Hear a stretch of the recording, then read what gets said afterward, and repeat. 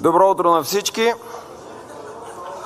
Имаме една декларация, с която имаме желание да апелираме управленците в лицето на Бойко Борисов и Делян Пеевски да увеличат заплатите с 50% не само на МВР, а на всички държавни служители.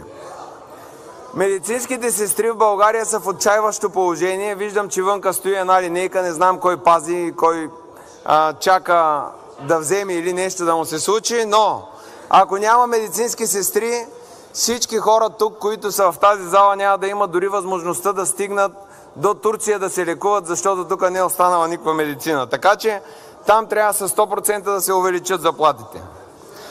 Хората в НАП обират негативите на тази политика, която е бирническа политика, и в същия момент всеки ден те са на бойното поле, където разярени собственици малки на бизнес искат да ги убият, защото те са изпратени да събират пари от пак тези двама човека, понеже те са свикнали само по мафиотски начин да си вземат парите, да влязат в обекта и директно да ги вземат от касата, но на тях са им увеличили заплатите само с 5%, а не с 50%, както в полицията.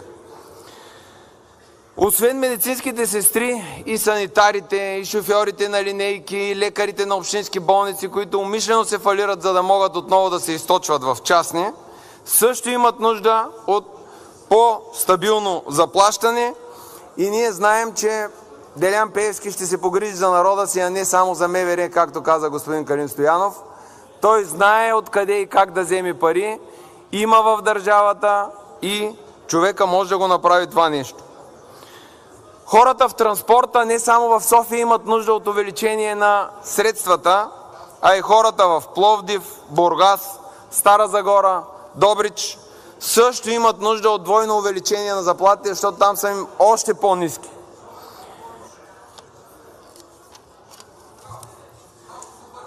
Делян Пеевски и Бойко Борисов направиха атомна бомба, социална атомна бомба в обществото, като вдигнаха заплатите само на един сектор, който им е нужен, за да поддържа това напрежение и да помага на господин Костадин Костадинов да изпълнява заканите си, защото явно сам не може.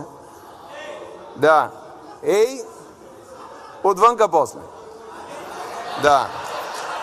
Тук се стига, всеки един от вас, вие сте смели възрожденци и знам, че имате силата да се справите като мъже. Това сте го казвали много пъти на хората от ПБ, но като видите ППДБ, като видите малко хора зобрачи и налитате. Излезте отвън после като мъже и се разберете.